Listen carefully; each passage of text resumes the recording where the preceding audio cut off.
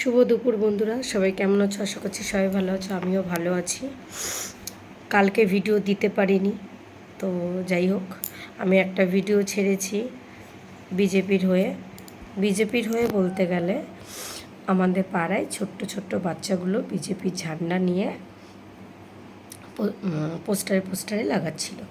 তো সেটাই আমি ভিডিও করে ছেড়েছি।